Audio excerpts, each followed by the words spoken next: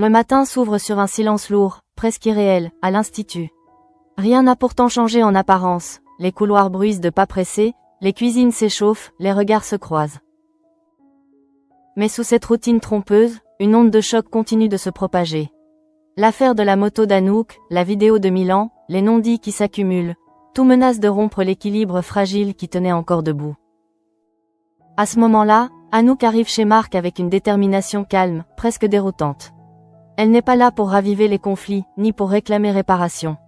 Elle veut simplement parler à Joséphine. Quand elle la retrouve, son regard ne tremble pas. Les mots tombent, précis, tranchants. Juliette a saboté les freins de sa moto. La peur a été réelle, viscérale. L'accident aurait pu être fatal. Et pourtant, Anouk annonce qu'elle ne portera pas plainte. Ce choix, loin d'apaiser, crée un malaise plus profond encore, comme si la vérité, livrée sans conséquences judiciaires, pesait davantage sur les consciences. Joséphine encaisse la révélation comme un coup silencieux. Elle ne crie pas, ne se défend pas. Elle écoute. Le passé récent défile dans son esprit, les tensions, les erreurs, les loyautés mal placées. Anouk, elle, ne cherche ni excuse ni compassion. Elle conclut par une phrase simple, presque intime. Elle est désolée pour tout, et reconnaissante pour ce qui a été fait. Ce pardon inattendu, loin d'alléger l'atmosphère, rend la scène encore plus déstabilisante. Il n'y a pas de victoire ici, seulement une fatigue profonde. Dans le même temps, l'Institut bruisse d'une autre nouvelle, bien plus visible, bien plus virale. La vidéo de Milan circule sur tous les écrans. Les chiffres s'affichent sans pitié, 500 000 vues. Un seuil symbolique qui transforme un simple bad buzz en véritable catastrophe. Les élèves commentent, les profs observent, chacun prend la mesure de ce que cela signifie. Pour Milan, c'est une condamnation publique. Pour l'hôtel Jourdain, c'est le début d'une chute vertigineuse. À l'hôtel, Jeanne et Andrea font les comptes, et chaque annulation résonne comme un avertissement. Les téléphones sonnent, les réservations disparaissent, la crédibilité s'effrite. Andrea, lucide et implacable, pointe du doigt l'inexpérience de Milan. À ses yeux, il est incapable de gérer une crise d'une telle ampleur. Les mots deviennent durs, presque violents. Elle parle de repris de justice, de prédation, mêlant les noms et les fautes dans un discours qui dépasse la simple analyse professionnelle. La colère s'invite là où la raison devrait encore régner. Pendant ce temps, Anouk prend une décision radicale. Elle demande un congé, 1 mois loin de l'Institut, loin des regards, loin des murmures. Ce n'est pas une fuite, mais une nécessité. Elle sait que la tempête doit passer, que rester serait s'exposer davantage. Son absence annoncée laisse un vide étrange. Elle devient le symbole d'une affaire qu'on préférerait déjà oublier, mais dont les conséquences continuent de s'étendre. À l'Institut, Gaëtan tente de ramener un semblant de normalité en réorganisant les binômes du module de pâtisserie light. Le geste est pédagogique, presque banal, mais il agit comme un révélateur. Ninon et Colline se retrouvent ensemble, contraintes de collaborer malgré leur compétitivité mal assumée. Très vite, les tensions affleurent. Gagner est un moteur, mais aussi un poison. Colline finit par l'admettre, aimer la victoire ne donne pas le droit d'écraser les autres. Cette prise de conscience, discrète, contraste avec le tumulte extérieur. À la cafétéria, une autre intrigue se noue, plus légère en apparence, mais tout aussi chargée émotionnellement. Zoé observe Lionel avec une curiosité mêlée d'ironie.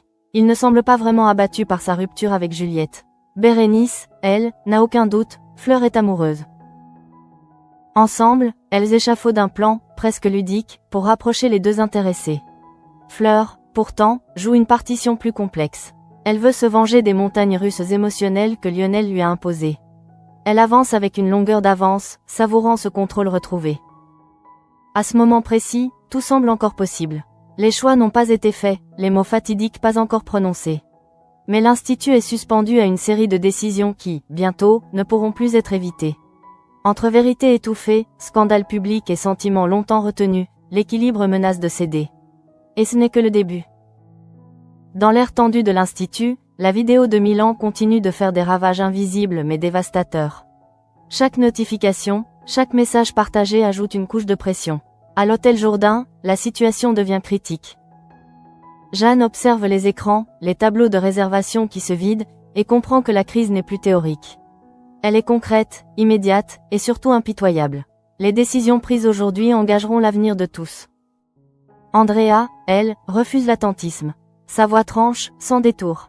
Elle ne parle plus de pédagogie ni d'indulgence, mais de responsabilité. À ses yeux, Anaïs ne peut plus rester en retrait. Elle est en position de gérer, de réparer, d'assumer. La colère d'Andrea dépasse le cadre professionnel. Elle mélange les dossiers, les réputations, les erreurs passées, jusqu'à dresser un portrait brutal de Milan et d'Anouk. Cette violence verbale choque, mais elle révèle surtout une peur panique de tout perdre. Jeanne encaisse. Elle écoute, analyse, puis tranche intérieurement. Elle sait qu'elle devra affronter Anaïs. Non pas pour la punir, mais pour lui imposer un choix. Dans ce contexte de tempête médiatique, chaque secret devient une bombe à retardement. Et sans le savoir encore, Jeanne se rapproche dangereusement d'une vérité qu'elle n'est pas prête à entendre. À l'institut, l'ambiance est électrique. Les élèves commentent la vidéo à voix basse, certains avec fascination, d'autres avec malaise. Milan, lui, tente de garder la tête haute, mais l'angoisse le rattrape. Il plaisante avec Matteo, Tom et Ferdinand, mais la blague sonne creux. « Je suis mort », lâche-t-il, mi-sérieux, mi-désespéré. Derrière l'humour, il y a la conscience aiguë d'avoir perdu le contrôle. C'est alors que Léonard commet l'irréparable. Sans mesurer la portée de ses mots, sans soupçonner l'onde de choc qu'ils vont provoquer, il laisse échapper la vérité devant Jeanne. Milan est en couple avec Anaïs. La phrase tombe, brute, sans préparation. Léonard se fige aussitôt, comprend trop tard. Ce n'était pas censé être dit. C'était un secret, soigneusement gardé. Jeanne reste silencieuse un instant. Ce n'est pas la surprise qui la frappe le plus, mais le sentiment d'avoir été tenue à l'écart. Anaïs, qu'elle pensait loyale, a choisi de se taire. Dans un contexte aussi explosif, ce silence devient une trahison. Jeanne ne crie pas, elle accumule, et ce qu'elle accumule se transformera bientôt en décision irrévocable. Pendant ce temps, ailleurs, une scène plus intime se joue. Lou retrouve Joséphine, avec cette inquiétude maladroite de ceux qui sentent qu'ils sont en train de perdre quelque chose sans savoir comment le retenir. Il pose la question simplement, où en sont-ils, tous les deux? Joséphine hésite, cherche ses mots. Elle explique qu'elle a besoin de temps, qu'elle ne peut pas se projeter dans une relation qui risquerait de la faire replonger, de la faire vriller. Elle parle avec honnêteté, mais chaque mot creuse la distance. Joséphine avoue qu'elle préférerait ne plus parler d'amour, du moins pas maintenant. Lou encaisse, blessé mais digne. Il confie qu'il ne sait plus quoi faire, qu'il ne veut pas la perdre. Puis il prononce une phrase simple, presque désarmante. Quoi qu'il arrive, il tiendra toujours à elle. Il se serre dans les bras, sans promesse, sans certitude, juste pour retenir l'instant. À la cafétéria, l'atmosphère change radicalement. Fleur met son plan à exécution. Elle annonce à Lionel un rendez-vous à 18h, avec une fille prétendument parfaite. Lionel, surpris, ne comprend pas tout, mais se laisse porter.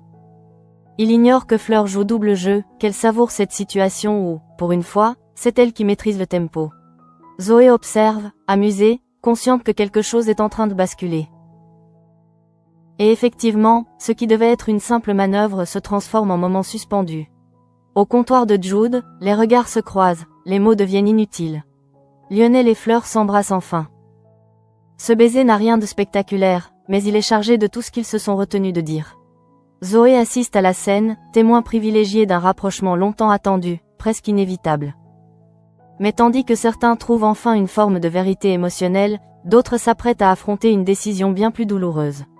Jeanne, désormais en possession de toutes les pièces du puzzle, se dirige vers Anaïs. La confrontation est inévitable, et l'ultimatum qu'elle s'apprête à poser ne laissera aucune place à l'ambiguïté. L'atmosphère se charge d'une tension presque palpable lorsque Jeanne convoque Anaïs. Rien dans son ton ne laisse transparaître la colère, mais tout, dans sa posture, annonce une gravité nouvelle.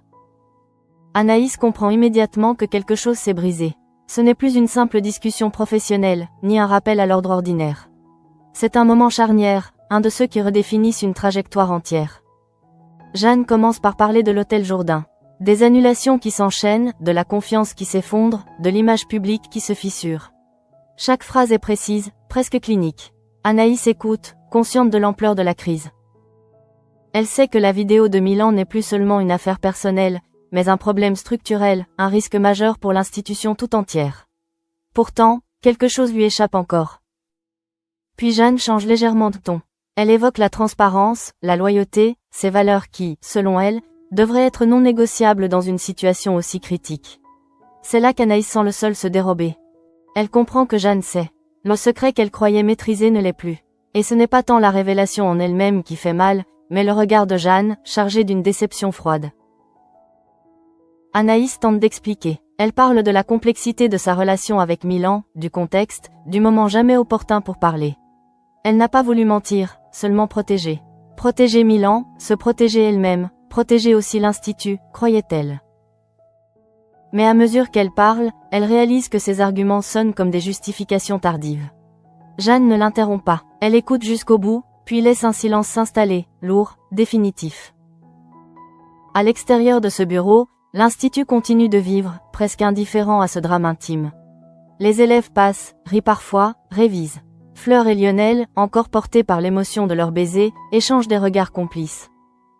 Zoé, elle, perçoit le contraste violent entre cette légèreté retrouvée et la tempête qui gronde ailleurs. Tout le monde ne joue pas sur le même registre, et certains bonheurs semblent presque déplacés dans ce contexte. À l'hôtel, Andrea ne relâche pas la pression. Elle multiplie les échanges, insiste sur l'urgence, sur la nécessité d'un signal fort. Pour elle, la responsabilité d'Anaïs n'est plus discutable. Il faut trancher, montrer que des décisions sont prises, que des lignes rouges existent. Cette insistance finit par peser sur Jeanne, qui sent l'étau se resserrer. Son rôle n'est plus seulement pédagogique ou managérial, il est politique. Revenant à Anaïs, Jeanne pose enfin les mots que celle-ci redoutait. Elle ne parle pas encore d'ultimatum, mais le principe est déjà là. Dans une situation aussi explosive, on ne peut pas être à la fois juge et partie. Aimer Milan, c'est accepter d'être lié à ses erreurs, à son image, à ses scandales. Et diriger, c'est parfois savoir se détacher, renoncer à ce qui fragilise l'ensemble. Anaïs ressent une colère sourde monter en elle, mêlée à une profonde tristesse. Elle n'a jamais demandé à choisir entre sa vie personnelle et son travail. Elle a toujours cru possible de compartimenter, de tenir les deux bouts sans que cela n'explose. Mais la réalité la rattrape avec une brutalité implacable. Elle réalise que son silence, loin d'avoir protégé, a nourri la suspicion. Pendant ce temps, Milan, encore inconscient de la tempête précise qui se joue autour d'Anaïs, tente de limiter les dégâts. Il parle avec ses amis, cherche des solutions, imagine des stratégies de communication. Mais au fond de lui, une peur plus intime le traverse, celle d'entraîner Anaïs dans sa chute. Il se demande si leur relation, qu'il a toujours vécue comme un refuge, n'est pas devenue un fardeau. À l'Institut, Anouk commence déjà à préparer son départ temporaire. Les couloirs qu'elle traverse lui semblent étrangers. Elle sent les regards, les non-dits, les jugements silencieux. Sa décision de ne pas porter plainte lui revient en pleine figure. Elle sait qu'en choisissant le silence judiciaire, elle a laissé chacun libre d'interpréter, de fantasmer. Pourtant, elle ne regrette pas. Elle avait besoin de reprendre le contrôle autrement. De retour dans le bureau, Jeanne conclut l'échange avec Anaïs sans encore prononcer la sentence. Mais le message est clair, la situation ne peut plus durer ainsi. Un choix devra être fait, et rapidement. Anaïs quitte la pièce avec le sentiment d'avoir franchi un point de non-retour. Rien ne sera plus comme avant. Et tandis que la journée avance, une certitude s'impose peu à peu à tous. Ce qui se prépare n'est pas une simple mise au point. C'est une fracture, une de celles qui laissent des traces durables, bien au-delà de l'épisode. À ce moment-là, le poids des décisions à venir se fait sentir dans chaque recoin de l'Institut. Anaïs marche sans but précis, les pensées emmêlées, consciente que le temps joue désormais contre elle. Les mots de Jeanne résonnent encore, non comme une menace, mais comme une ligne tracée au sol. Il n'y a plus d'espace pour l'entre-deux, plus de refuge possible dans le silence. Dans le même temps, à l'hôtel Jourdain, la crise prend une dimension presque abstraite tant elle s'étend. Les annulations continuent d'affluer, mécaniques, impersonnelles. Chaque notification est une preuve supplémentaire que la réputation, une fois fissurée, ne se répare pas d'un simple geste. Jeanne observe, silencieuse, et sent la pression d'Andrea devenir insoutenable. Pour cette dernière, l'équation est simple. Il faut montrer que l'institution s'est tranchée, même si cela signifie sacrifier des individus. C'est alors que Jeanne rappelle Anaïs. Cette fois, le cadre est plus solennel. La discussion n'a plus vocation à explorer les nuances. Jeanne pose les faits, un à un, comme on aligne des pièces à conviction. La relation avec Milan n'est plus un détail privé, mais un élément central d'un conflit d'intérêts manifeste. Dans cette tempête médiatique, continuer à diriger en étant lié à l'épicentre du scandale est, selon elle, intenable. Anaïs écoute, le visage fermé. Elle sent l'injustice de la situation, mais aussi sa logique implacable. Elle aimerait rappeler tout ce qu'elle a donné à l'Institut, les sacrifices consentis, les nuits passées à porter des projets à bout de bras. Mais Jeanne ne remet pas en cause ses compétences. Ce qui est en jeu dépasse la valeur individuelle. C'est l'image collective, l'autorité, la crédibilité. La phrase tombe enfin, sans emphase inutile. Soit elle reste avec Milan, soit elle conserve son poste. L'ultimatum est posé, clair, sans détour. Anaïs encaisse. Elle ne répond pas immédiatement. Dans ce silence, toute sa vie semble se contracter. Elle pense à Milan, à leur relation construite dans l'ombre, au compromis déjà fait. Elle pense aussi à son travail, à ce qu'il représente, à ce qu'elle a mis des années à bâtir. Pendant ce temps, Milan sent confusément que quelque chose lui échappe. Il croise Anaïs, perçoit sa distance, son regard ailleurs. Il comprend que la crise dépasse désormais la simple gestion de l'hôtel. Il se doute qu'elle est prise en étau, et cette intuition le ronge. Pour la première fois, il envisage que son scandale puisse coûter plus que sa propre chute. Il réalise qu'il est devenu un poids pour celle qu'il aime. Ailleurs, une scène plus douce, presque hors du temps, se joue entre Joséphine et Lou. Leur étreinte n'est pas une promesse, mais un aveu de fragilité. Ils savent qu'ils se tiennent au bord de quelque chose qu'ils ne maîtrisent pas. Joséphine, marquée par les événements récents, refuse de se projeter. Lou, lui, accepte cette distance, non sans douleur. Ce moment suspendu contraste violemment avec la brutalité des choix imposés à d'autres. Dans les couloirs, Anouk prépare son départ. Elle vide son casier, observe une dernière fois cet endroit qui a été le théâtre de tant de tensions. Son choix de s'éloigner est aussi une manière de se protéger, de reprendre la maîtrise de son récit. Elle sait que son absence laissera place aux interprétations, mais elle préfère cela au tumulte constant. Son retrait agit comme un miroir. Certains affrontent la tempête, d'autres choisissent de s'en éloigner pour survivre. À la cafétéria, Fleur et Lionel continuent d'avancer, prudemment. Leur rapprochement, encore fragile, est teinté de la conscience que rien n'est jamais acquis ici. Zoé les observe avec une forme de lucidité nouvelle. Elle comprend que chaque relation, même la plus sincère, peut être mise à l'épreuve par des forces extérieures incontrôlables. De retour seule, Anaïs mesure l'ampleur de ce qui lui est demandé. L'ultimatum de Jeanne n'est pas seulement un choix entre un homme et un poste. C'est un renoncement, quel qu'il soit. Renoncer à l'amour ou renoncer à une part essentielle de son identité professionnelle. Elle sait qu'en répondant, elle provoquera une onde de choc, pour elle comme pour Milan. Et tandis que la nuit commence à tomber sur l'Institut, une certitude s'impose. La décision d'Anaïs, quelle qu'elle soit, redessinera les rapports de force. Rien ne pourra revenir en arrière. La tempête a atteint son cœur, et le prochain pas sera décisif. La nuit enveloppe l'Institut d'un calme trompeur, mais pour Anaïs, le silence est assourdissant. Chaque pas résonne comme un rappel de l'ultimatum. Elle tente de raisonner, d'ordonner ses pensées, mais rien ne s'assemble vraiment. Les visages se superposent, celui de Jeanne, fermé et déterminé, celui de Milan, inquiet et vulnérable. Entre ces deux pôles, elle se sent étirée jusqu'à la rupture. Dans le même temps, Milan s'acharne à réparer l'irréparable. Il multiplie les appels, tente de rassurer des partenaires déjà perdus, promet des explications qui ne convainquent plus personne. La viralité l'a dépassé. Chaque tentative ressemble à un pas de plus dans le sable mouvant. Et derrière cette lutte publique, une peur plus intime s'installe, celle de perdre Anaïs, non par manque d'amour, mais parce que sa présence devient toxique pour elle. Jeanne, de son côté, ne trouve pas le repos. Elle sait que l'ultimatum est brutal, mais elle le juge nécessaire. Dans son esprit, l'autorité n'existe que si elle accepte le prix des décisions impopulaires. Pourtant, un doute persiste, discret, presque honteux. A-t-elle laissé la colère et la pression d'Andrea l'emporter sur l'humain? Elle chasse cette pensée, se rappelant les chiffres, les annulations, l'image à sauver. À l'Institut, les conversations se font plus feutrées. Chacun sent qu'une ligne est sur le point d'être franchie. Fleur et Lionel, eux, avancent avec une prudence nouvelle. Leur complicité naissante n'efface pas la conscience aiguë de ce qui se joue autour. Ils parlent peu, mais leurs silences sont apaisants. Zoé les observe encore, percevant que leur rapprochement n'est pas une fuite, mais une respiration au milieu du chaos. Joséphine, seule, repense à l'échange avec Anouk. Le choix de ne pas porter plainte la trouble toujours. Elle comprend que certains renoncements ne sont pas des faiblesses, mais des actes de survie. Cette idée résonne avec sa propre situation sentimentale. Elle se demande si, comme Anouk, elle ne devrait pas aussi s'éloigner de ce qui la met en danger émotionnellement, même si cela signifie perdre quelque chose de précieux. Anaïs finit par s'arrêter, incapable d'avancer davantage. Elle mesure l'ironie cruelle de la situation. Toute sa carrière, elle apprenait l'engagement, la responsabilité, la loyauté. Et aujourd'hui, ces mêmes valeurs l'étranglent. Choisir Milan, c'est accepter de voir son travail réduit à néant. Choisir son poste, c'est renoncer à une relation construite contre vent et marée, dans l'ombre, avec la promesse d'un jour meilleur. Milan, sentant le gouffre se creuser, envisage l'impensable. S'effacer, se retirer pour la protéger. Cette idée le traverse comme une évidence douloureuse. Il comprend que l'amour, parfois, consiste à lâcher prise.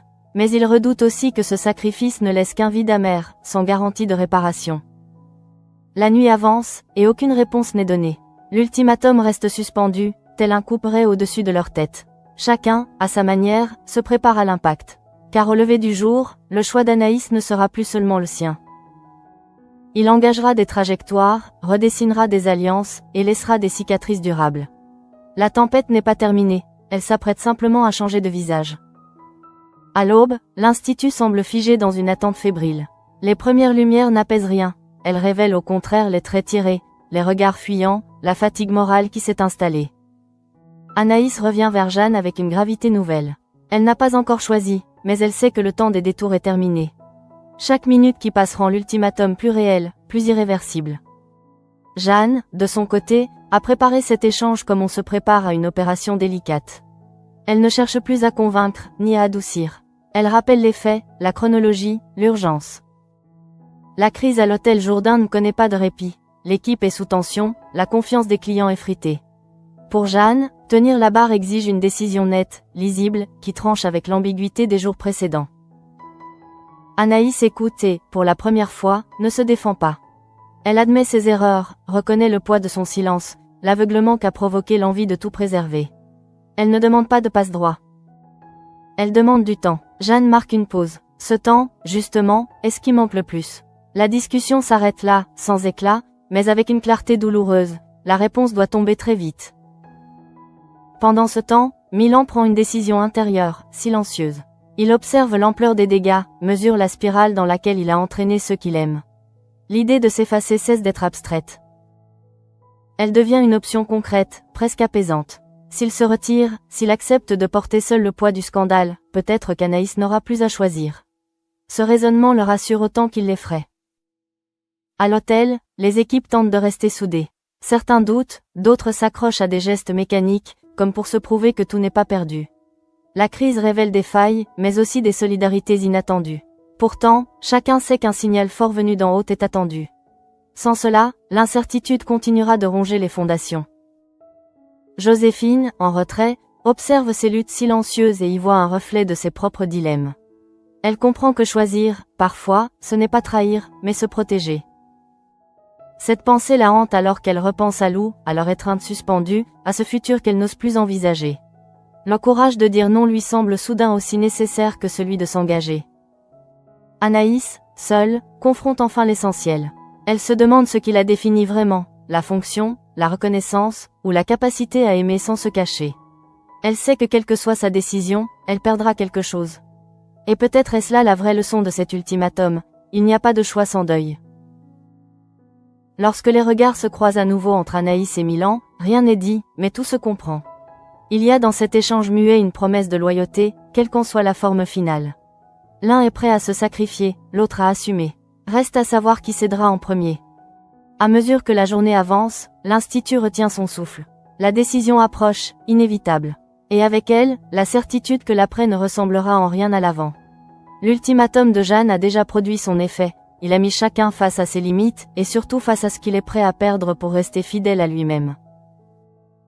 À ce moment-là, tout semble ralentir, comme si l'institut retenait collectivement son souffle. Les couloirs, habituellement animés, sont traversés par des regards lourds de sous-entendus.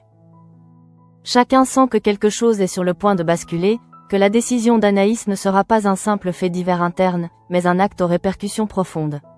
L'ultimatum de Jeanne a cessé d'être une menace abstraite, il est devenu une réalité qui façonne déjà les comportements.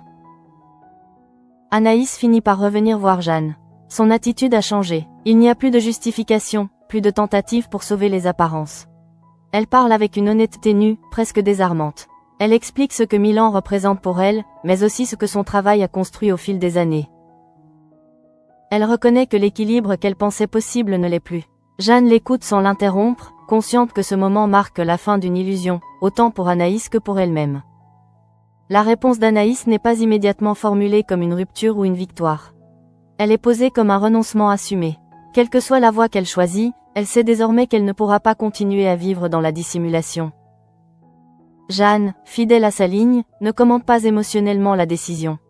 Elle acte, sobrement. L'encadre est respecté, l'autorité maintenue. Mais derrière cette façade, une forme de tristesse affleure, imperceptible. Milan comprend rapidement que le verdict est tombé. Il n'a pas besoin de mots. Le regard d'Anaïs suffit. Il ressent un mélange de culpabilité et de soulagement amer. Culpabilité d'avoir été l'élément déclencheur de cette tempête, soulagement de savoir qu'elle n'est plus seule à porter le poids du choix. Leur échange est bref, mais chargé d'une gravité nouvelle. Ils savent que ce qu'ils ont vécu ne pourra pas être effacé, même si la suite reste incertaine.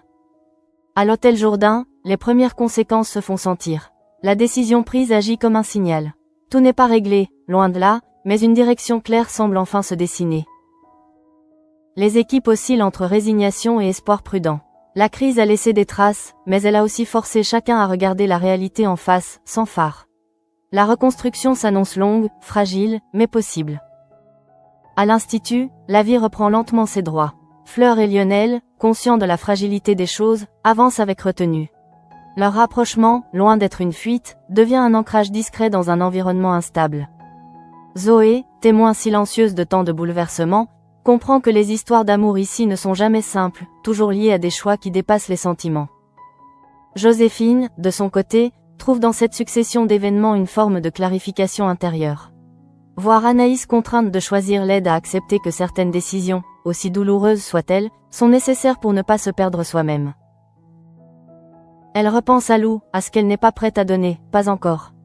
Et pour la première fois, elle ne se juge plus sévèrement pour cela. Anouk, déjà à distance, devient presque une figure fantôme de cette tempête.